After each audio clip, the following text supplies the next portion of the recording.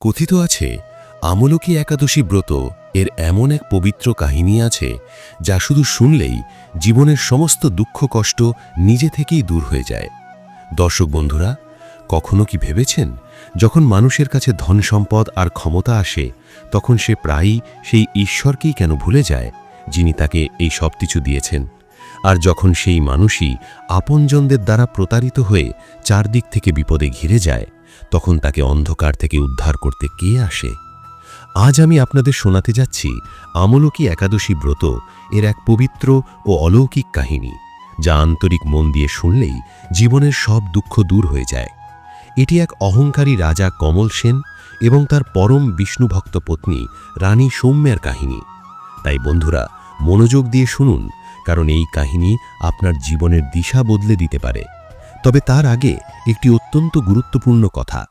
আমাদের পবিত্র গ্রন্থ স্কন্দ পুরাণ ও পদ্মপুরাণে স্পষ্টভাবে উল্লেখ আছে, যে কোনো পবিত্র কাহিনী মাঝপথে ছেড়ে গেলে তার পুণ্য অসম্পূর্ণ থেকে যায় এবং তা পাপের সমান গণ্য হয়। অতএব আপনাদের কাছে বিনীত অনুরোধ, এই কাহিনীর শুরু থেকে শেষ পর্যন্ত ভক্তি ও শ্রদ্ধার সঙ্গে শুনবেন। হতে পারে আজকের এই কাহিনী আপনার জীবনের কোনো বড় সমস্যার সমাধান নিয়ে এসেছে। আর যদি আপনি আমাদের চ্যানেলে নতুন হয়ে থাকেন তবে এখনই চ্যানেলটি সাবস্ক্রাইব করে নিন, যাতে এমনই দিব্য, অলৌকিক ও জীবন পরিবর্তনকারী কাহিনী সবার আগে আপনার কাছে পৌঁছায়। এবার আসুন পূর্ণ ভক্তিভাবে শুরু করি আমলকি একাদশী ব্রত এর এই পবিত্র কাহিনী। বলুন শ্রী লক্ষ্মী নারায়ণ ভগবানের জয়। দর্শক মিত্ররা, প্রাচীনকালের কথা, ধর্মপুর নামে এক বিশাল ও সমৃদ্ধ রাজ্য ছিল। সেই রাজ্যের রাজা ছিলেন কমল সেন। তিনি অত্যন্ত পরাক্রমী ও বীর যোদ্ধা ছিলেন। তার শাসনে প্রজারা ছিল সুখী ও সমৃদ্ধ। রাজ্যে ধন সম্পদের কোনো অভাব ছিল না। চারদিকে তার যশ ও কীর্তি ছড়িয়ে পড়েছিল। পড়শি রাজারা তার শক্তিতে ভয় পেতেন। তার সেনাবাহিনী ছিল অপ্রতিরোধ্য। ধর্মপুরের রাজকোষে সোনার ভাণ্ডার পূর্ণ ছিল। প্রজারা সুখে শান্তিতে দিনাতিপাত করতেন। মনে হতো এই রাজ্যে যেন স্বর্গ নেমে এসেছে। রাজা কমল সেনের স্ত্রী রানী সৌম্যা তার নামের মতোই শান্ত, দয়ালু এবং দেবীর প্রতিমূর্তি ছিলেন। তার মুখে সর্বদা একটি মৃদু হাসি থাকত। প্রজারা তাকে মায়ের মতো ভালোবাসতেন। তিনি নিজে গরিব প্রজাদের বাড়ি গিয়ে সাহায্য করতেন, অভুক্ত মানুষকে অন্ন দিতেন, রোগীদের সেবা করতেন। তার হৃদয়ে কোনো লোভ ছিল না, কোনো অহংকার ছিল না। বন্ধুরা, একদিকে রাজা কমল সেন তার শক্তি ও ধনের প্রতি আসক্ত ছিলেন, অন্যদিকে রানী সৌম্যা তার অধিকাংশ সময় কাটাতেন ভগবান শ্রী হরি বিষ্ণুর ভক্তিতে। তিনি প্রতিটি একাদশীর ব্রত অত্যন্ত নিষ্ঠা ও নিয়মের সঙ্গে পালন করতেন। তার বিশ্বাস ছিল রাজ্যের সমস্ত সুখ ও শান্তি কেবল ভগবান বিষ্ণুর কৃপায় সম্ভব হয়েছে। কিন্তু বলা হয়, যখন মানুষের বিনাশকাল ঘনিয়ে আসে তখন তার বুদ্ধি বিপরীত হয়ে যায়। রাজা কমল সেনের সঙ্গেও ঠিক তেমনটাই ঘটতে চলেছিল। যতই রাজ্যের সীমানা বিস্তৃত হতে লাগল এবং রাজকোষে সোনার উপর স্তূপ জমতে লাগল, ততই তার মনে অহংকারের বীজ অঙ্কুরিত হল। তিনি ভাবতে শুরু করলেন, এই সমস্ত ঐশ্বর্য ও সুখ শান্তি কেবল তার তলোয়ার ও বুদ্ধির ফল, এর সঙ্গে ঈশ্বরের কোনো সম্পর্ক নেই। দিন দিন তার অহংকার আকাশ ছোঁয়া হয়ে উঠল। তিনি মনে করতে লাগলেন, তিনি এই রাজ্যের সর্বশক্তিমান, ঈশ্বরের কোনো প্রয়োজন নেই, ধর্মকর্মের কোনো দরকার নেই। তিনি রানী সৌম্যার ভক্তিকে উপহাস করতে লাগলেন। যখনই রানী বিষ্ণু পূজায় মগ্ন থাকতেন বা একাদশীর দিন নারায়ণের কাহিনী শুনতেন, তখন রাজা এসে বলতেন, মহারানী, তুমি এই পাথরের মূর্তির পূজায় কেন সময় নষ্ট করছো? এই রাজ্যকে কোনো অদৃশ্য ঈশ্বর রক্ষা করেন না। আমার তলোয়ারই এই রাজ্যের রক্ষক। আমার বাহুবলের কারণেই আজ এই রাজ্য নিরাপদ। তুমি প্রতিদিন এই উপবাস ব্রত করে কেবল নিজের শরীরকে কষ্ট দিচ্ছ। এতে কোনো ফল নেই, সময়ের অপচয় করছো। রানী সৌম্যা একথা শুনে গভীরভাবে কষ্ট পেতেন। তার চোখে জল এসে যেত। তিনি হাত জোড় করে রাজাকে বোঝাতেন, স্বামী, এমন কথা বলবেন না। এই জীবন ও রাজ্য সবই সেই পালনকর্তা শ্রীহরির দান। অহংকার মানুষের সবচেয়ে বড় শত্রু। অনুগ্রহ করে এই গর্ব ত্যাগ করুন। একদিন এই অহংকারই আপনার সর্বনাশ করবে। কিন্তু ঈশ্বর এখনও দয়ালু, এখনও সময় আছে ফিরে আসার। কিন্তু বন্ধুরা, রাজা যেন অহংকারে অন্ধ হয়ে গিয়েছিলেন। তিনি রানীর একটি কথাও শুনলেন না। এই কাহিনীতে আরেকটি গুরুত্বপূর্ণ চরিত্র ছিল রাজার মহামন্ত্রী। বাইরে থেকে তিনি নিজেকে খুব বিশ্বস্ত বলে প্রমাণ করতেন। রাজার সামনে সবসময় বিনম্র থাকতেন। মিষ্টি কথায় রাজার মন জয় করেছিলেন, কিন্তু আসলে তিনি ছিলেন অত্যন্ত লোভী, ধূর্ত ও কপট। তার দৃষ্টি সবসময় ধর্মপুরের সিংহাসনের দিকে নিবদ্ধ ছিল। রাতের অন্ধকারে সে গোপন পরিকল্পনা করত। দিনের বেলায় রাজার সামনে মধুর কথা বলত, কিন্তু পেছনে ছুরি মারার অপেক্ষায় থাকত। যখন তিনি দেখলেন যে রাজা ধর্মকর্ম থেকে দূরে সরে গেছেন এবং অহংকারে অন্ধ হয়ে সঠিক ভুলের পার্থক্য ভুলে গেছেন, তখন তিনি সুযোগ নেবার সিদ্ধান্ত নিলেন। তিনি রাজার কানে বিষ ঢালতে শুরু করলেন। তিনি প্রায়ই বলতেন, মহারাজ, আপনি তো স্বয়ং ঈশ্বর, এই রাজ্যে আপনাকেই প্রয়োজন, অন্য কোনো ঈশ্বরের নয়। মহারানীর উচিত ব্রত উপবাস ছেড়ে আপনার সেবায় মন দেওয়া। এই বাজে কথাগুলো রাজার কানে মধুর লাগত, কারণ অহংকারী মানুষ সেটাই শুনতে চায় যা তার মন মতো। সত্য কথা তার কাছে তিক্ত লাগে। এই মিষ্টি কিন্তু বিষাক্ত কথাগুলি রাজার অহংকারের আগুনে ঘি ঢালার মতো কাজ করল। রাজা সম্পূর্ণভাবে মহামন্ত্রীর প্রভাবে চলে গেলেন এবং নিজের বিষ্ণু ভক্ত স্ত্রীর থেকে দূরে সরে যেতে লাগলেন। মহলের পরিবেশ ধীরে ধীরে বদলে যেতে লাগল, আর এক ভয়ঙ্কর বিশ্বাসঘাতকতার ভিত্তি তৈরি হতে শুরু করল। একদিন অহংকারে মত্ত হয়ে রাজা কমল সেন দরবারে এমন এক ফরমান জারি করলেন যা পুরো ধর্মপুরে আতঙ্ক সৃষ্টি করল। তিনি ঘোষণা করলেন, আজ থেকে এই রাজ্যে কোনো দেবী দেবীর পূজা হবে না। যদি কেউ পূজা করতে চায় তবে আমার পূজা করবে। এই রাজ্যের অন্নদাতা ও রক্ষক আমি। বিশেষ করে একাদশীর ব্রত ও ভগবান বিষ্ণুর কাহিনীর ওর সম্পূর্ণ নিষেধাজ্ঞা জারি করা হলো। যে এই আদেশ অমান্য করবে তাকে কঠিন শাস্তি দেওয়া হবে। বন্ধুরা, ভেবে দেখুন, যে রাজ্যের ভিত্তি ধর্ম ও ঈশ্বরের কৃপায় স্থাপিত, সেখানে যদি রাজাই অধার্মিক হয়ে ওঠেন তাহলে কি হতে পারে? প্রজারা রাজার ভয়ে নীরব রইল, কিন্তু তাদের হৃদয়ে গভীর দুঃখ জমে রইল। মন্দিরের পূজারীরা ভয়ে দরজা বন্ধ করে দিলেন। সাধু সন্ন্যাসীরা রাজ্য ছেড়ে চলে গেলেন।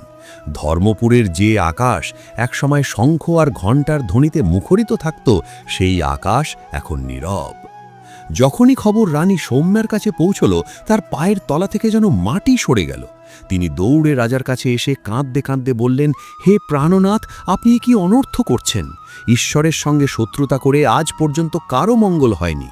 কথায় আছে, অহংকারের মাথা সর্বদা নত হয়। ভগবান বিষ্ণুর কৃপায় আমরা এই রাজ্য পেয়েছি। অনুগ্রহ করে এই কঠোর আদেশ ফিরিয়ে নিন, নইলে বিপদ আসবে। কিন্তু রাজা কমল সেন যেন অন্ধ হয়ে গিয়েছিলেন। তিনি রানী সৌম্যাকে ধমক দিয়ে বললেন, চুপ করুন মহারানী, আমি এই রাজ্যের স্বামী, আমার ইচ্ছাই এখানে আইন। আপনি যদি আমার আদেশ অমান্য করেন তবে আপনাকেও রাজপ্রাসাদ থেকে বের করে দেব। দর্শক বন্ধুরা, স্বামীর কথা শুনে রানী সৌম্যা অন্তর থেকে ভেঙে পড়লেন। কিন্তু একজন সত্যিকারের ভক্ত কি কখনো তার ভগবানকে ত্যাগ করতে পারেন? আগুনে পোড়ানো হলেও সোনার খাঁটিত্ব নষ্ট হয় না। ঠিক তেমনি সত্যিকারের ভক্তের ভক্তি যত বিপদে পড়ে তত আরও দৃঢ় হয়। রানী গোপনে ভগবান শ্রীহরি বিষ্ণুর আরাধনা চালিয়ে যেতে লাগলেন। তিনি দিন রাত স্বামীর সদ্বুদ্ধির জন্য প্রার্থনা করতেন। তার কণ্ঠ থেকে বেরোতো একটাই প্রার্থনা, হে প্রভু, আমার স্বামীর মনের অজ্ঞানতার অন্ধকার দূর করুন। এদিকে মহামন্ত্রীর পরিকল্পনা একদম সঠিক পথে এগোচ্ছিল। বলা হয়, শিয়ালের মৃত্যু যখন ঘনিয়ে আসে তখন সে শহরের দিকেই দৌড়ায়। রাজা কমল সেনের পতনও এখন নিশ্চিত ছিল, কারণ তিনি সবচেয়ে বেশি বিশ্বাস করেছিলেন সেই মানুষটিকে যে তার পিঠে ছুরি মারছিল। মহামন্ত্রী গোপনে পার্শ্ববর্তী এক নিষ্ঠুর রাজার সঙ্গে হাত মিলিয়ে ফেলে। সে শত্রু রাজাকে বার্তা পাঠালো, এটাই ধর্মপুর আক্রমণের উপযুক্ত সময়। রাজা কমল সেন এখন অহংকারে অন্ধ, আর রাজ্যের নিরাপত্তায় বড় বড় ফাঁক তৈরি হয়েছে। সে শত্রুকে রাজ্যের সমস্ত গোপন পথও জানিয়ে দিল। বন্ধুরা, মনে রাখবেন, যখন মানুষ আপনজনদের ওপর সন্দেহ করে আর পরের ওপর অন্ধবিশ্বাস রাখে, তখন ধ্বংস অবশ্যম্ভাবী হয়ে ওঠে। রাজার কিছু বিশ্বস্ত গুপ্তচর তাকে সতর্ক করার চেষ্টা করল। তারা জানালো যে মহামন্ত্রী গোপনে শত্রু রাজার সঙ্গে সাক্ষাৎ করছে। কিন্তু রাজা তাদের কথা শোনেননি। উল্টো সেই সত্যবাদী গুপ্তচরদেরই শাস্তি দিয়ে কারাগারে পাঠালেন এবং মহামন্ত্রীকে আরও বিশেষ মর্যাদা দিলেন। বন্ধুরা দেখুন, অহংকারী মানুষ সত্যকে মিথ্যা আর মিথ্যাকে সত্য মনে করে, কারণ অহংকার তার বিচার বুদ্ধির ওপর পর্দা টেনে দেয়। রাজা কমল সেনও তাই করলেন। যারা তার সত্যিকারের শুভাকাঙ্ক্ষী ছিলেন তাদের শত্রু ভাবলেন, আর যে তার শত্রু সে হলো সবচেয়ে বিশ্বস্ত মানুষ। সময় কেটে যেতে লাগল। ফাল্গুন মাসের শুক্লপক্ষ ঘনিয়ে এলো, পবিত্র আমলকি একাদশীর সময়। রানী জানতেন এই ব্রত ভগবান বিষ্ণুর অত্যন্ত প্রিয়। এই দিনে আমলকি বা আমলকি গাছের পূজা করলে সমস্ত পাপ আর দুঃখ দূর হয়। শাস্ত্রে বলা আছে এই দিনে আমলকি বৃক্ষে স্বয়ং ভগবান বিষ্ণু বিরাজমান থাকেন। যে এই দিনে আমলকি গাছকে জল দেয়, চন্দন লেপন করে, ধূপ দ্বীপ জ্বালায় এবং ভক্তিভরে নারায়ণের নাম জপ করে, তার সমস্ত পাপ নষ্ট হয়ে যায়। তিনি মনে মনে সংকল্প করলেন, যাই হোক না কেন স্বামী ও রাজ্যের রক্ষার জন্যে তিনি এই ব্রত পালন করবেন এবং নারায়ণের কাছে সাহায্য চাইবেন।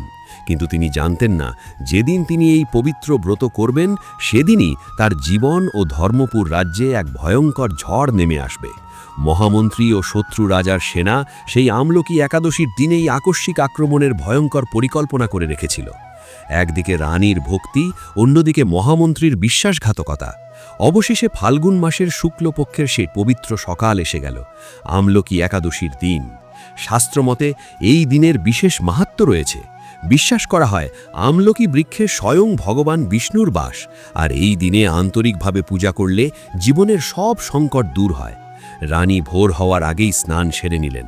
তিনি হলুদ বস্ত্র পরিধান করে পূজার থালা সাজিয়ে প্রাসাদের পেছনের অংশে অবস্থিত এক প্রাচীন ও বিশাল আমলকি গাছের কাছে পৌঁছলেন। রাজপ্রাসাদে রাজা কমল সেনের কঠোর পাহারা ছিল, তাই রানী গোপনে পূজা শুরু করলেন। তিনি গাছের নিচে পরিষ্কার করে জল অর্পণ করলেন, চন্দন লেপন করলেন এবং ধূপদীপ জ্বালিয়ে ভগবান বিষ্ণুর ধ্যানে মগ্ন হলেন। তার চোখ থেকে অশ্রুধারা ঝরছিল, তার কণ্ঠ থেকে নারায়ণের নাম যেন স্বতঃস্ফূর্তভাবে বেরিয়ে আসছিল। প্রতিটি শ্বাসে তিনি প্রভুর নাম নিচ্ছিলেন। তার হৃদয় সম্পূর্ণভাবে ঈশ্বরের সঙ্গে একাত্ম হয়ে গিয়েছিল।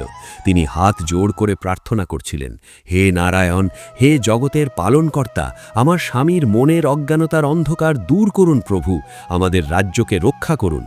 রানী সম্পূর্ণভাবে ভক্তি ও ব্রতের সংকল্পে নিমগ্ন ছিলেন। অন্যদিকে প্রাসাদের মূল অংশে রাজা কমল সেন মিথ্যা অহংকারের ঘুমে অচেতন ছিলেন। তিনি বুঝতেই পারছিলেন না যে তার নিজের ছায়াই তার বিরুদ্ধে দাঁড়িয়ে গেছে। বন্ধুরা, কথায় আছে ঘরের শত্রু বিভীষণ। ধর্মপুর রাজ্যে ঠিক সেটাই ঘটতে চলেছে। মহামন্ত্রী, যিনি রাজার বিশ্বাস অর্জন করে ক্ষমতার ওপর নিজের দখল শক্ত করেছিলেন, সেই রাতের শেষ প্রহরে তার আসল রূপ প্রকাশ করল। সে চুপি চুপি প্রাসাদের সবচেয়ে সুরক্ষিত গোপন দরজার দিকে এগোলো। আগে থেকেই সে সেই প্রহরীদের ভারী স্বর্ণমুদ্রার লোভ দেখিয়ে নিজের দলে টেনে নিয়েছিল।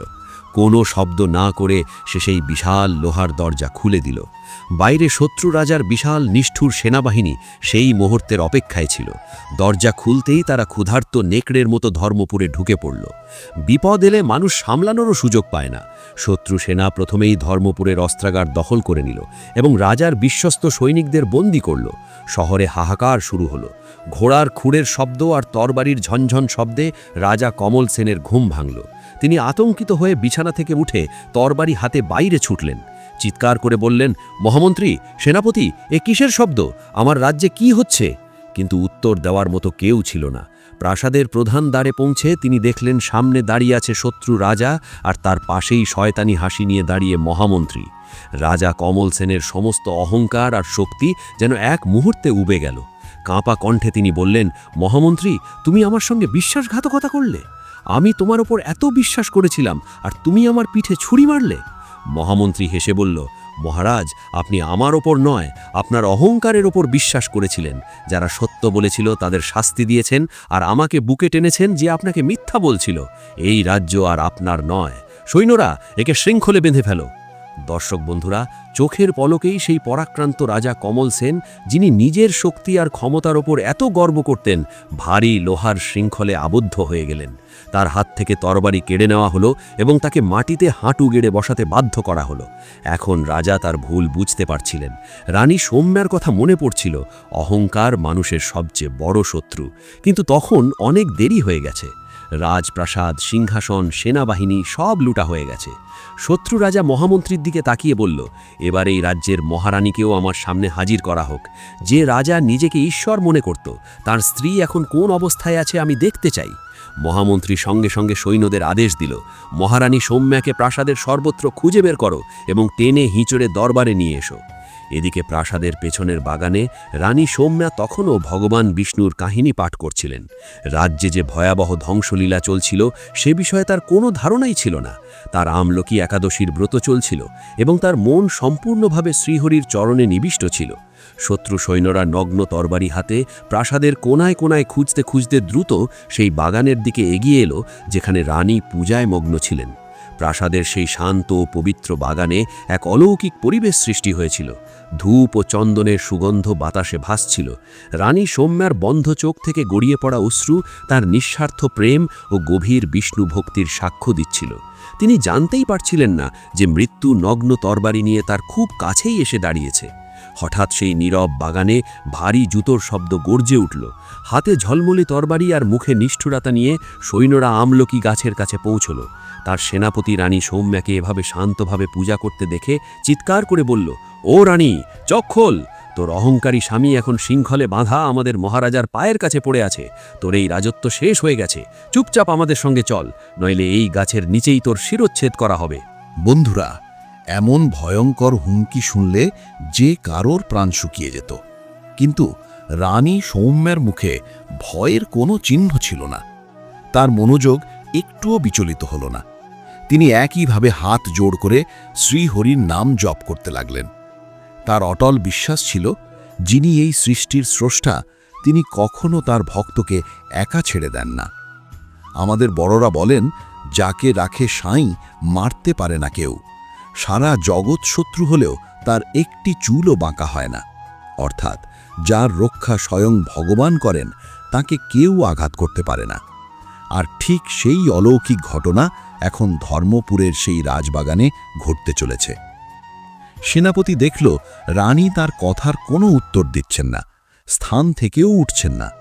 তার রাগ সপ্তমে উঠল। সে দুই নিষ্ঠুর সৈন্যকে ইশারা করে বলল, যাও, এই নারীকে চুল ধরে টেনে দরবারে নিয়ে আসো। এই নাটক আমি এক্ষুনি শেষ করব। আদেশ পেয়ে দুই সৈন্য দ্রুত রানীর দিকে ঝাঁপিয়ে পড়ল। কিন্তু বন্ধুরা, মন দিয়ে শুনুন, যেই তারা রানীকে ছোঁয়ার জন্য হাত বাড়ালো, ঠিক সেই মুহূর্তে এক বিরাট অলৌকিক ঘটনা ঘটল। সেই পবিত্র আমলকি বৃক্ষ থেকে, যেখানে স্বয়ং ভগবান বিষ্ণুর বাস বলে বিশ্বাস করা হয়, হঠাৎ এক তীব্র দিব্য স্বর্ণালী আলো বিচ্ছুরিত হল। সেই আলো এত প্রখর ছিল যে সৈন্যদের চোখ ঝলসে গেল। সেই দিব্য আলোক রশ্মি রানী সৌম্যা ও আমলকি গাছের চারপাশে এক অদৃশ্য কিন্তু শক্তিশালী সুরক্ষা বলয় সৃষ্টি করল। সৈন্যদের হাত সেই বলয় স্পর্শ করতেই তারা প্রবল ধাক্কা খেয়ে আকাশে ছিটকে কয়েক হাত দূরে গিয়ে পড়ল। তাদের তরবারি হাত ছাড়া হয়ে দূরে ছিটকে পড়ল, আর তারা যন্ত্রণায় কাতরাতে লাগল। এই ভয়ঙ্কর দৃশ্য দেখে সেনাপতি ও বাকি সৈন্যদের ঘাম ছুটে গেল। তাদের পা ভয়ে কাঁপতে লাগল। জীবনে তারা এমন অলৌকিক শক্তি কখনো দেখেনি। সেনাপতি নিজেই তরবারি বের করে রানীর দিকে এগোতে চেষ্টা করল, কিন্তু সুরক্ষা বলয়ের কাছে পৌঁছতেই এক অদৃশ্য শক্তি তাকে প্রবলভাবে ঠেলে মাটিতে আছাড় মারল। সে বুঝতে পারল, এ কোনো সাধারণ নারী নয়, এক মহাশক্তি তাকে রক্ষা করছে। মৃত্যু ভয়ে কাঁপতে কাঁপতে সেনাপতি ও তার সৈন্যরা উল্টো পায়ে সেখান থেকে পালালো। তারা দৌড়ে প্রাসাদের প্রধান দরজায় পৌঁছাল। সেখানে শত্রু রাজা কমল সেন তার সিংহাসনে আরামে বসেছিল, আর বিশ্বাসঘাতক মহামন্ত্রী তার পাশে দাঁড়িয়ে হাসছিল। নিচে মেঝেতে ভারী শৃঙ্খলে বাঁধা রাজা কমল সেন হাঁটু গেঁড়ে বসেছিলেন। তার পোশাক ছেঁড়া, মুখে আঘাতের চিহ্ন, আর সমস্ত অহংকার মাটিতে মিশে গেছে। সেনাপতি হাঁপিয়ে হাঁপিয়ে দরবারে এসে শত্রু রাজার সামনে হাঁটু গেড়ে পড়ে গেল। শত্রু রাজা ভ্রু কুঁচকে জিজ্ঞেস করল, কি হয়েছে সেনাপতি? তোমরা এত ভীত কেন? আর মহারানী কোথায়? এক নিরস্ত্র নারীকেও ধরে আনতে পারলে না? সেনাপতি কাঁপা কণ্ঠে বলল, মহারাজ, আমাদের ক্ষমা করুন। তিনি কোনো সাধারণ নারী নন। তিনি বাগানে এক গাছের নিচে বসে পূজা করছিলেন। আমরা তাকে ধরতে এগোতেই এক বিরাট অলৌকিক ঘটনা ঘটল। এক তীব্র আলো আমাদের ধাক্কা মেরে দূরে ছুঁড়ে ফেলল। সেখানে কোনো অদৃশ্য শক্তি আছে যা তাকে রক্ষা করছে। আমাদের সৈন্যরা তার কাছে পর্যন্ত পৌঁছতে পারছে না। এই কথা শুনে বিশ্বাসঘাতক মহামন্ত্রী জোরে হেসে উঠল। সে বলল, মহারাজ, সেনাপতি ভয়ে কাঁপছে। ওই রানী কোনো দেবী নয়, সারাদিন উপবাস আর পূজার নাটক করা এক সাধারণ নারী মাত্র। নিশ্চয়ই কোনো জাদুটোনা বা চালাকি। কিন্তু রাজা কমল সেন যখন এসব শুনলেন, তার শরীর কাঁপতে লাগল, চোখ থেকে অশ্রু গড়িয়ে পড়ল। তিনি মুহূর্তেই বুঝতে পারলেন যে শক্তি রানীকে রক্ষা করছে তা কোনো জাদু নয়, স্বয়ং শ্রীহরি বিষ্ণুর কৃপা। রানী সৌম্যার সেই কথা তার মনে পড়ল। এই রাজ্য ও জীবন সবই পালনকর্তার দান, অহংকার করবেন না। রাজা ভেঙে পড়ে কাঁদতে লাগলেন। নিজের ভুলের জন্য গভীর অনুতাপ হচ্ছিল। তিনি সত্যবাদীদের শাস্তি দিয়েছেন, নিজের পবিত্র স্ত্রীকে অপমান করেছেন এবং ঈশ্বরকেও চ্যালেঞ্জ করেছেন। যার ওপর সবচেয়ে বেশি ভরসা করেছিলেন, সেই মহামন্ত্রীই আজ তার সব কিছু কেড়ে নিয়েছে। কিন্তু যেমন বলা হয়, ক্ষেত খেয়ে নিলে পাখি, তখন অনুতাপ করে কি হবে? রাজ্যের গৌরব ভেঙে গেছে, কিন্তু সময় আর তার হাতে নেই। শত্রু রাজা ক্রোধে দাঁড়িয়ে উঠল, তরবারি বের করে গর্জে উঠল, আমিও দেখি তো এই রাজ্যে এমন কোন শক্তি আছে যা আমার তরবারির থেকেও শক্তিশালী। সে আদেশ দিল, মহামন্ত্রী, এই বন্দী রাজা কমল সেনকে শৃঙ্খল টেনে সেই বাগানে নিয়ে চলো। তার সামনেই আমি তার রানীর গর্ব আর ওই জাদুকরী শক্তি দুটোকেই শেষ করে দেব। সৈন্যরা রাজাকে শৃঙ্খল টেনে হিঁচড়ে সেই পবিত্র বাগানের দিকে নিয়ে চলল। বিশ্বাসঘাতক মহামন্ত্রী, নিষ্ঠুর শত্রু রাজা এবং সশস্ত্র সৈন্যদল রানীর দিকে এগিয়ে এলো। রাজা কমল সেন যন্ত্রণায় কাতরাচ্ছিলেন, কিন্তু তার হৃদয়ে ছিল একটাই প্রার্থনা, হে প্রভু, আমাকে যা শাস্তি দেওয়ার দিন, কিন্তু আমার নির্দোষ স্ত্রীকে রক্ষা করুন। একদিকে অহংকার আর বিশ্বাসঘাতকতার বিশাল বাহিনী, অন্যদিকে একা রানী সৌম্যা, যার একমাত্র আশ্রয় ছিল তার আমলকি একাদশীর ব্রত এবং ভগবান বিষ্ণুর ওপর অটল বিশ্বাস। শত্রু রাজা বাগানে পা রাখতেই হতভম্ব হয়ে গেল। সে দেখল রানী সৌম্যা শান্তভাবে চোখ বন্ধ করে বসে আছেন, আর তার চারপাশে এক অপূর্ব স্বর্ণালী দিব্য আলোর বালয়। সেই আলো এত উজ্জ্বল যে কেউ দীর্ঘক্ষণ তাকিয়ে থাকতে পারে না। রাজা কমল সেনের অবস্থা দেখে যে কারোর হৃদয় গলে যেত। যার এক ইশারায় হাজার তরবারি ঝলসে উঠত, আজ সেই রাজাই রক্তাক্ত অবস্থায় শিকলে বাঁধা হয়ে নিজের স্ত্রীর সামনে মাটিতে টেনে আনা হয়েছে। তিনি কাঁদতে কাঁদতে বলছিলেন, আমার রানী নির্দোষ, সে কারও ক্ষতি করেনি, যা করার আমার সঙ্গে করো, আমাকে হত্যা করো, কিন্তু আমার স্ত্রীকে ছেড়ে দাও। কিন্তু ক্ষমতা ও লোভ যখন মাথায় চড়ে বসে, তখন কারোর অশ্রু চোখে পড়ে না। মহামন্ত্রী লাথি মেরে বলল, চুপ থাক মূর্খ রাজা, আজ তোর অহংকার, এই জাদুর আলো আর তোর রানী সব মাটিতে মিশে যাবে, শুধু দেখ। গোফে তাও দিয়ে বলল, তীরন্দাজরা, এই নারীর ওপর তীর বর্ষণ করো, দেখি এই আলোর বলয় তাকে কতক্ষণ বাঁচায়। আদেশ পেতেই ডজন খানেক তীরন্দাজ বিষ মাখা তীর ধনুতে চড়ালো। রাজা কমল সেন চিৎকার করে উঠলেন, না সৌম্যা! কিন্তু রানী তখনও আমলকি একাদশীর ব্রত ও শ্রীহরির ধ্যানে সম্পূর্ণ নিমগ্ন ছিলেন। বাইরের কোনো শব্দই তার কানে পৌঁছচ্ছিল না। তার মন যেন ক্ষীর সাগরে শ্রীহরির চরণে বিশ্রাম নিচ্ছিল। সৈন্যরা একসঙ্গে তীর ছুড়ে দিল। সাঁই সাঁই শব্দে বিষাক্ত তীরগুলি রানীর দিকে ধেয়ে এলো। কিন্তু বন্ধুরা, এবার যে অলৌকিক ঘটনা ঘটল তা দেখে পুরো শত্রু সেনার হুঁশ উড়ে গেল। যেই প্রাণঘাতী তীরগুলি সেই অদৃশ্য সুরক্ষা বলয়ে আঘাত করল, সেগুলি হঠাৎ কোমল ও সুগন্ধি ফুলে রূপান্তরিত হয়ে তার চরণে ঝরে পড়তে লাগল। হ্যাঁ, ঠিকই শুনেছেন, যে তীরগুলি রানীর প্রাণ নিতে ছোড়া হয়েছিল, সেগুলি গোলাপ আর গাঁদা ফুল হয়ে তার চরণে ঝরে পড়তে লাগল। এই অপূর্ব দৃশ্য দেখে শত্রু সেনার মধ্যে ভয় ও আতঙ্ক ছড়িয়ে পড়ল। যে সৈন্যরা কিছুক্ষণ আগেও আকাশের দিকে তীর ছুটছিল, তাদের হাত কাঁপতে লাগল, ধনুক মাটিতে পড়ে গেল। তারা বুঝে গিয়েছিল এ কোনো সাধারণ জাদু নয়, স্বয়ং পরমেশ্বরের শক্তি এখানে বিরাজমান। শত্রু রাজার মুখ ভয়ে ফ্যাকাশে হয়ে গেল। সে নিজের চোখে বিশ্বাস করতে পারছিল না। বিশ্বাসঘাতক মহামন্ত্রীও ঘামতে শুরু করল, কিন্তু তার লোভ ও অহংকার তখনও পুরোপুরি মরেনি। সে কাঁপা গলায় বলল, মহারাজ, ভয় পাবেন না, এটা নিশ্চয়ই কোনো বড় মায়াজাল। তীর কাজ করছে না তো কি হয়েছে, আমাদের ভারী তরবারি আর ভালা আছে, সবাই একসঙ্গে আক্রমণ করলে এই মায়া ভেঙে যাবে। বন্ধুরা, বলা হয় বিনাশকালে বিপরীত বুদ্ধি। ধ্বংস যখন ঘনিয়ে আসে, তখন মানুষ অলৌকিক ঘটনাও উপেক্ষা করে। শত্রু রাজা তরবারি তুলে চিৎকার করল, পুরো সেনা একসঙ্গে আক্রমণ করো, এই নারী আর এই গাছ দুটোকেই কেটে ফেলো। শত শত সৈন্য নগ্ন তরবারি ও বর্ষা নিয়ে হিংস্র নেকড়ের মতো রানী সৌম্যের দিকে ছুটে এলো। শিকলে বাঁধা রাজা কমল সেন আকাশের দিকে তাকিয়ে কেঁদে কেঁদে প্রার্থনা করলেন, হে নারায়ণ, হে জগতের পালনকর্তা, আমার অহংকারের জন্য আমি কঠিন শাস্তি পেয়েছি। প্রভু, আমাকে ক্ষমা করুন, আমার সৌম্যাকে রক্ষা করুন। সত্যিই তার হৃদয় বদলে গিয়েছিল, অহংকার অশ্রুতে গলে গিয়েছিল। আর যখন আন্তরিক হৃদয় থেকে প্রার্থনা করা হয়, তা সরাসরি ঈশ্বরের কাছে পৌঁছে যায়। সৈন্যদের তরবারি সেই সোনালি আলোর বলয়ের কাছে পৌঁছতেই হঠাৎ আকাশে ঘন কালো মেঘ জমে গেল। দিনের আলো মুহূর্তে অন্ধকারে ঢেকে গেল। প্রবল ঝড় উঠল, গাছের পাতা উড়ে যেতে লাগল, মাটি কেঁপে উঠল, মনে হচ্ছিল প্রলয় নেমে আসছে। পুরো শত্রু সেনা থমকে গেল। তারা আতঙ্কে আকাশের দিকে তাকালো। হঠাৎ সেই ঝড়ের মাঝখান থেকে এক গগন বিদারী ধ্বনি ভেসে এলো, পবিত্র শঙ্খধ্বনি। এই অলৌকিক শঙ্খনাদ সমগ্র ব্রহ্মাণ্ডে প্রতিধ্বনিত হল। পাহাড়, পর্বত, ময়দান, আকাশ সব যেন কেঁপে উঠল।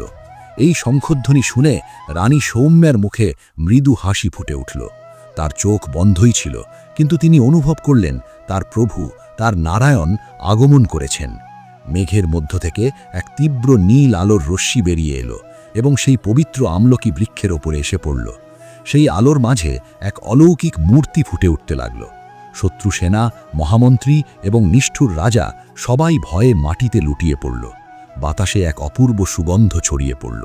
রানী সৌম্যের নিঃস্বার্থ ভক্তি ও আমলকি একাদশীর ব্রতের শক্তি এক বিরল চমৎকার ঘটিয়েছে। স্বয়ং ভগবান শ্রী হরি বিষ্ণু চতুর্ভুজ রূপে আবির্ভূত হলেন। এক হাতে শঙ্খ, অন্য হাতে সুদর্শন চক্র, তৃতীয় হাতে গদা এবং চতুর্থ হাতে পদ্ম।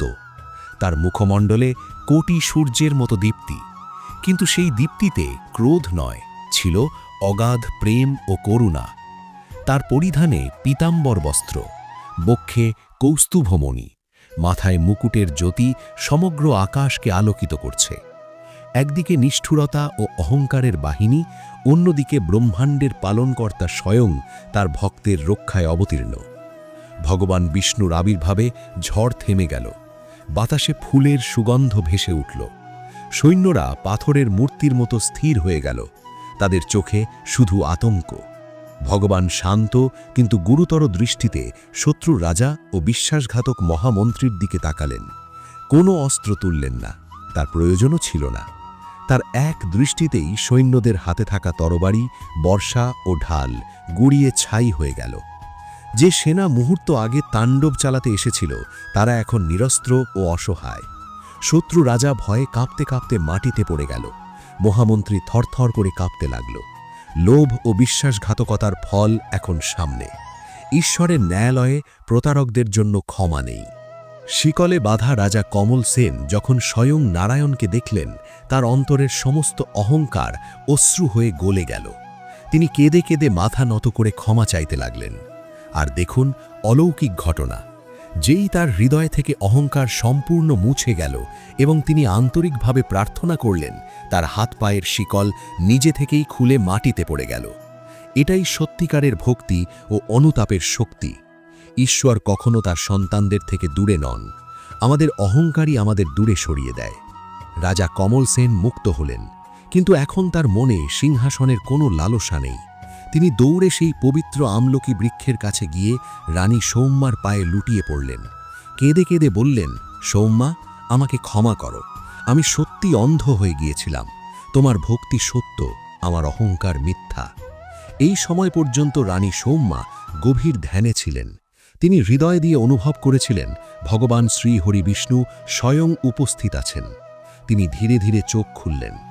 রানী চোখ খোলার সঙ্গে সঙ্গে দেখলেন তার আরাধ্য, তার ইষ্টদেব ভগবান বিষ্ণু তার সামনে দাঁড়িয়ে মৃদু হাসছেন। রানীর আনন্দের আর সীমা রইল না, যেন তার সব জন্ম সার্থক হয়ে গেছে। তিনি তৎক্ষণাৎ উঠে দাঁড়িয়ে হাত জোড় করে অশ্রু সজল চোখে ভগবান বিষ্ণুর স্তব করতে লাগলেন। রানী সৌম্যা আবেগ ভরা কণ্ঠে বললেন, হে নাথ, হে দীননাথ, আপনি এই তুচ্ছ দাসীর প্রার্থনা শুনেছেন। আপনার দর্শন পেয়ে আমার এই আমলকি একাদশীর ব্রত সম্পূর্ণ হল, আমার সব দুঃখ দূর হয়ে গেল। ভগবান বিষ্ণু অত্যন্ত মধুর ও শান্ত স্বরে বললেন, কন্যা সৌম্যা, তোমার নিঃস্বার্থ ভক্তি এবং এই পবিত্র আমলকি একাদশীর ব্রত আমাকে এখানে আসতে বাধ্য করেছে। যে ভক্ত সত্য হৃদয়ে কোনো লোভ ছাড়া আমার আরাধনা করে, আমি সর্বদা তার রক্ষা করি। তুমি শুধু নিজের জন্য নয়, তোমার পথভ্রষ্ট স্বামী এবং তোমার প্রজাদের মুক্তির জন্য এই ব্রত রেখেছ। তোমার নিষ্ঠা দেখে আমি অত্যন্ত সন্তুষ্ট। ভগবানের এই বাণী শুনে উপস্থিত সকলে স্তব্ধ হয়ে গেল। শত্রু রাজা এবং বিশ্বাসঘাতক মহামন্ত্রী, যারা মাটিতে পড়ে মৃত্যু ভয়ে কাঁপছিল, তারা নিজেদের ভয়াবহ ভুল বুঝতে পারল। তারা বুঝল, তারা কেবল একটি রাজ্যের ওপর আক্রমণ করেনি, বরং স্বয়ং ঈশ্বরের শক্তির সঙ্গে সংঘর্ষের দুঃসাহস দেখিয়েছে। ভগবান বিষ্ণু তার শান্ত কিন্তু প্রখর দৃষ্টি সেই লোভী মহামন্ত্রীর দিকে নিক্ষেপ করলেন। সেই এক দৃষ্টিতেই মহামন্ত্রীর শরীর কাঠের মতো শক্ত হয়ে গেল। তার কপাল থেকে ঘামের ফোঁটা ঝরতে লাগল। সে ততলাতে ততলাতে বলল, ত্রাহিমাম প্রভু, আমাকে ক্ষমা করুন, আমার দ্বারা মহাপাপ হয়ে গেছে। লোভ আমার চোখে পর্দা টেনে দিয়েছিল। ভগবান গম্ভীর স্বরে বললেন, হে মূর্খ মানব, তুমি শুধু তোমার রাজার সঙ্গেই নয়, সেই মাতৃভূমির সঙ্গেও বিশ্বাসঘাতকতা করেছ, যার অন্ন খেয়ে তুমি বড় হয়েছ। মানুষের সর্বোচ্চ ধর্ম তার নিষ্ঠা। তুমি সেই নিষ্ঠাকে অল্প কিছু স্বর্ণ মুদ্রা ও ক্ষমতার লোভে বিক্রি করে দিয়েছ। যে বাবলা বনে সে আম ফল পায় না। তুমি প্রতারণা ও লোভের বীজ বুনেছ, তাই ক্ষমার ফল কিভাবে পাবে? এই বলে ভগবান শ্রীহরি বিষ্ণু তার ডান হাত উত্তোলন করলেন। মুহূর্তের মধ্যেই মহামন্ত্রীর গায়ে থাকা সব দামি অলঙ্কার ও রেশমি বস্ত্র ছাই হয়ে গেল। তার অহংকার মাটিতে মিশে গেল। ভগবান তাকে অভিশাপ দিয়ে বললেন, তোমার পাপের শাস্তি মৃত্যু নয়, আজীবন লাঞ্ছনা। এই মুহূর্ত থেকে তুমি মানসিক ভারসাম্য ও বাকশক্তি হারাবে। দাঁড়ে দাঁড়ে ঘুরে বেড়ানো এবং আজীবন অনুশোচনা করাই হবে তোমার নিয়তি। দেখতে দেখতে সেই চতুর ও ধূর্ত মহামন্ত্রী পাগলের মতো বকবক করতে করতে ছেঁড়া কাপড়ে সেখান থেকে পালিয়ে গেল। এরপর পালা এলো সেই নিষ্ঠুর শত্রু রাজার। সে কাঁপতে কাঁপতে ভগবানের চরণে লুটিয়ে পড়ে কাঁদতে লাগল। হে জগতের স্বামী, আমি অন্ধ হয়ে গিয়েছিলাম। নিজের শক্তির অহংকারে আমি এক নিরীহ ও পবিত্র নারীর ওপর আঘাত করতে এসেছি। আমাকে আমার অপরাধের শাস্তি দিন। ভগবান বললেন, শক্তি সমাজ রক্ষার জন্য দেওয়া হয়, দুর্বলদের ওপর অত্যাচারের জন্য নয়। তুমি এক সতী নারীর তপবলকে চ্যালেঞ্জ করেছ এবং আমার পবিত্র আমলকি বৃক্ষের অবমাননা করতে চেয়েছ। আমি তোমার সৈন্যদের প্রাণ দান করছি, কিন্তু আজ থেকে তোমার সাহস ও পরাক্রম বিলুপ্ত হবে। তোমার রাজ্য ও ক্ষমতা তোমার হাতছাড়া হবে এবং তুমি সাধারণ মানুষের মতো জীবনযাপন করবে। এটাই তোমার প্রায়শ্চিত্ত। শত্রু রাজার মুখের সব জৌলুস মুহূর্তে মিলিয়ে গেল। সে মাথা নিচু করে তার নিরস্ত্র ও ভীত সৈন্যদের নিয়ে চুপচাপ সীমানা পেরিয়ে চলে গেল। এদিকে রাজা কমল সেন অশ্রুসিক্ত চোখে ভগবানের কাছে এগিয়ে এসে বললেন, হে দীননাথ, আপনাকে অর্পণ করার মতো আমার কিছুই নেই। আমার ধনসম্পদ, আমার ক্ষমতা সবই মিথ্যা ছিল। আমি আমার সতী স্ত্রী এবং আপনাকে অপমান করেছি। আমি পাপী, আমাকে শাস্তি দিন। ভগবান স্নেহভরে তাকে উঠিয়ে বললেন, হে কমল সেন, অহংকার মানুষের মনে এমন এক অন্ধকার পর্দা যা তাকে সত্য থেকে দূরে সরিয়ে দেয়। তোমার স্ত্রীর এই আমলকি একাদশীর ব্রত এবং তার নির্মল ভক্তি আজ তোমার সমস্ত পাপ ধুয়ে দিয়েছে। আন্তরিক অনুতাপ মানুষকে পুনরায় পবিত্র করে তোলে। আমি তোমাকে ক্ষমা করলাম। ক্ষমার বাণী শুনে রাজা শিশুর মতো কেঁদে উঠলেন। এরপর ভগবান বিষ্ণু রানী সৌম্যার দিকে তাকিয়ে বললেন, কন্যা সৌম্যা, তোমার এই আমলকি একাদশীর ব্রতের মাহাত্ম্য আজ সমগ্র ব্রহ্মাণ্ড দেখেছে। তুমি প্রমাণ করেছ যে ভক্ত প্রতিকূল অবস্থাতেও ধর্ম ও ঈশ্বরকে ত্যাগ করে না, আমি নিজে তার সব কষ্ট দূর করতে অবতীর্ণ হই। আজ তুমি যা বর চাইবে তাই পাবে। রানী বিনম্র কণ্ঠে বললেন, হে ত্রিলোকনাথ, আপনার দর্শনই আমার সর্বোচ্চ প্রাপ্তি। আমার আর কিছু চাই না, শুধু এই কামনা করি আমার স্বামীর হৃদয় যেন সর্বদা ধর্ম ও ভক্তিতে স্থির থাকে, আমার রাজ্যের প্রজারা যেন সুখে থাকে, এবং যে কেউ এই পবিত্র আমলকি একাদশীর ব্রত পালন করবে বা এই কাহিনী শুনবে তার সব দুঃখ, দারিদ্র্য ও পাপ নাশ হোক। আপনার কৃপা সর্বদা তার ওপর বর্ষিত হোক। রানীর এই নিঃস্বার্থ প্রার্থনায় ভগবান বিষ্ণু অত্যন্ত প্রসন্ন হলেন। তিনি বললেন, তথাস্তু। আজ থেকে যে ভক্ত ফাল্গুন শুক্লপক্ষের এই আমলকি একাদশীর দিনে আমার পবিত্র আমলকি বৃক্ষের পূজা করবে এবং এই কাহিনী ভক্তিভরে শ্রবণ বা বর্ণনা করবে, তার জন্ম জন্মান্তরের পাপ নষ্ট হবে। তার গৃহে দুঃখ ও দারিদ্র্য বাস করবে না এবং শেষে সে মোক্ষ লাভ করবে। আমি নিজে তার সকল সংকটে লক্ষণ কবচ হয়ে থাকব। বন্ধুরা, এই হলো আমলকি একাদশীর পবিত্র ব্রতের কাহিনী। এই কাহিনী আমাদের শেখায় যে অহংকার মানুষের সবচেয়ে বড় শত্রু। রাজা কমল সেনের মতো যখন আমরা নিজেদের শক্তি ও সম্পদের ওপর গর্বিত হয়ে ঈশ্বরকে ভুলে যাই, তখন বিপদ অনিবার্য হয়ে পড়ে। আর রানী সৌম্যার মতো যখন আমরা অটল বিশ্বাস ও নিষ্ঠার সঙ্গে ঈশ্বরের আরাধনা করি, তখন স্বয়ং ভগবান আমাদের রক্ষা করতে আসেন। বন্ধুরা, আপনাদের জীবনেও কি এমন কোনো মুহূর্ত এসেছে যখন মনে হয়েছে সব শেষ হয়ে গেছে, চারদিক থেকে বিপদ ঘিরে ধরেছে? মনে রাখবেন, সেই সময়ই ঈশ্বরের নাম নেওয়ার সবচেয়ে বেশি প্রয়োজন। যে হৃদয়ে বিষ্ণুর নাম আছে, সেই হৃদয়ে অন্ধকার প্রবেশ করতে পারে না। এই পবিত্র আমলকি একাদশীর ব্রত পালন করুন। ফাল্গুন মাসের শুক্লপক্ষের এই দিনে আমলকি গাছকে জল দিন, চন্দন অর্পণ করুন, ধূপদীপ জ্বালান এবং ভক্তিভরে ভগবান বিষ্ণুর নাম জপ করুন। আজকের এই পবিত্র ও অলৌকিক কাহিনী শুনে আপনার হৃদয় যদি সামান্য স্পর্শ হয়ে থাকে, তাহলে অবশ্যই কমেন্টে জয় শ্রী হরি লিখুন। যারা নিয়মিত আমাদের চ্যানেল দেখেন, তাদের বিশেষ অনুরোধ, এই কাহিনী আপনার পরিবার ও বন্ধুদের সঙ্গে শেয়ার করুন, কারণ এই কাহিনী শুনলে যে কারো জীবনে ইতিবাচক পরিবর্তন আসতে পারে। ভিডিওটি লাইক করুন এবং চ্যানেলটি সাবস্ক্রাইব করুন, যাতে এমনই পবিত্র ও অলৌকিক কাহিনী সবার আগে আপনার কাছে পৌঁছায়। জয় শ্রী হরি, বিষ্ণু ভগবানের জয়, জয় শ্রী লক্ষ্মীনারায়ণ।